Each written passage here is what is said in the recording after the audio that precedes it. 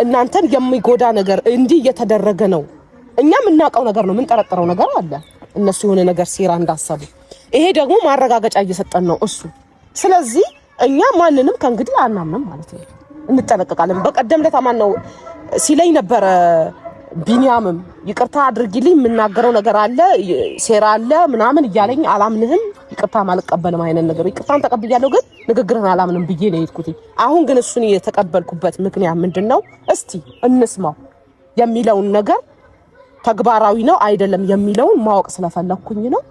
ነገሮች ስለተገጣጠሙብኝ ነው። እኔ ግራ ይገባኝ አለ ይቅርታልኝና ለመጨረሻ ጊዜ ልጠይቃት። ያኔ ሄርሜላ ላይ ጠፋች ጊዜ አንተ ኤፍሬም ሩታ ብዙ ነገር እየተመካከራችሁ እንደነበረ ምናምን ሜሪ ነገራናለች። ስለናንተ መጥፎ ነገር ለኛ መንገሩ ለምን አስፈለገ ታዲያ? ሜሮን ከነሩታ ጋር ሆነች ስለነሩታ መጥፎ ነገር ለኛ እንዴት ነገር እና እንዴት አንተ ትቀበላታለህ? አምነ ማለት እሷ እኛን እዛ ጋር ካልወጋችን እኛን አሳልፋ ካልሰጠችን አንተ ትቀበላትም። ገባህ አይደለ? ሶ እዛ ጋር ያለው ነገር እንደፈረሰና እኛ እንዳልተግባባን ሆኖ ነው ሩታ። እኔ ከዚህ በፊት ተናግሬ ነበረ ዳኒንም ቢሆን መሪንም ቢሆን አትመኑ ብዬ ነበረ። እኔ ግን ዳኒ ዛሬ የተናገረው ንግግር ትክክል ነው ልበል ወይንስ ምንድነው?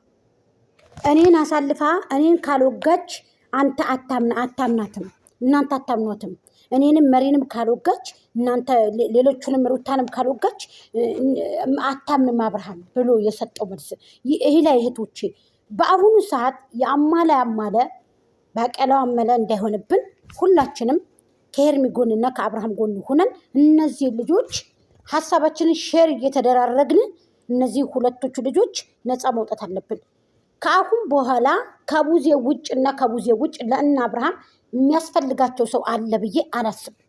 ምክንያቱም ዳኒንም አላምነውም፣ መሪንም አላምናትም፣ ደመቁንም አላምናትም፣ ሸልዬንም አላምናትም፣ ኤፍሬምንም ደብንም አላምንም። እነዚህ አምስቶቹ ሰዎች እንዳታምኗቸው። እነዚህ ሰዎች ያመነ ሰው ውሃ በእጁ ዘግኑ የትም አይደርስም።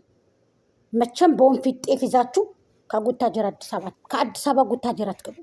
ልንገራችሁ ማለት እነዚህ ሰዎች ምን አይነት ቅንጭላት ይዘው እንደሚሄዱ ልጆቹን ድጋሚ የሰው ህይወት ለማበላሸት ያኛውን ህይወቱን ብጥብጥብጥ አድርገው በፍራንኩም በሁሉም አብረው እየበሉ አብረው እየጠጡ አብሮ እንዳይቀመጥ አድርጎ ያችም አብራ እነሱ ጋር ሴራ እያሰራ ሸልዬ ትዳሯን በገዛጇ በትና ዛሬ ደግሞ ሴራዋን እየሰረች አብርሃምና ሄርሚ ፍቅራቸውን እንዳያጣጥሙ ከሚበሉበትም እየደወሉ መጥራት፣ ከተኙበትም እየደወሉ መጥራት፣ ቁጭ ካሉበትም እየደወሉ መጥራት። እነዚህ ልጆች ተለመቸ ጊዜ ያገኙ። እሺ እንዴ መቼ ቁጭ ብለው ይመካከሩ? መቼ ቁጭ ብለው ስለሰርጉ ያውሩ?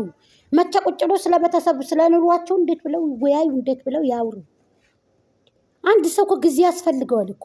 ባልና ሚስት እኮ ቁጭ ብሎ ለመመካከር ለመወያየት እንዴት አይነት ኑሮ አንድ ሱቅ እንኳን እኮ ለመክፈት ልንገራችሁ እውነቱን እንኳን ለሰርግ ለድግስ ቀርቶ አንድ ሱቅ ለመክፈት እኮ ባልና ሚስት እኮ ቁጭ ብሎ ከ2 ሰዓት በላይ እኮ ቁጭ ብሎ መወያየት መኖር እኮ አለበት።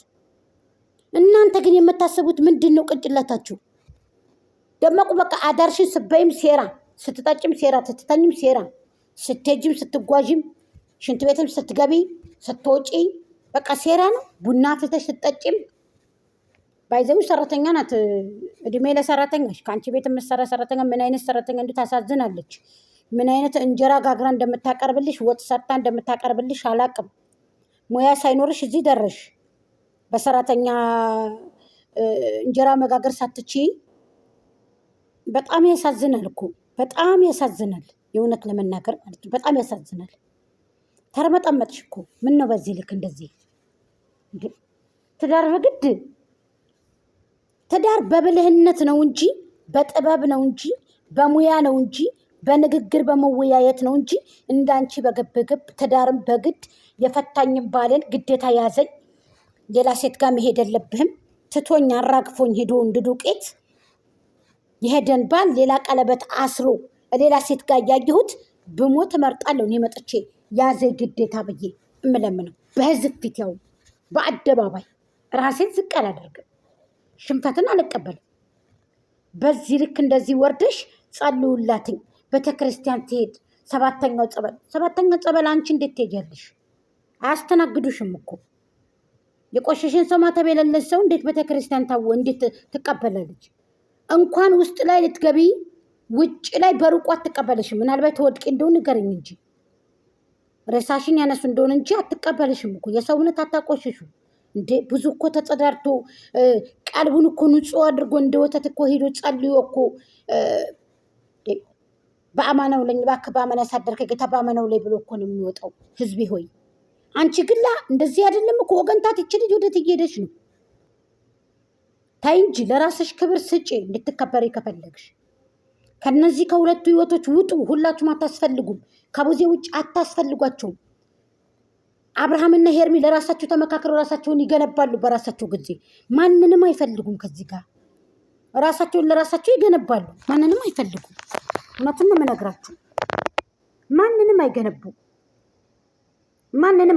ማንንም ሊገነቡም አይችሉም።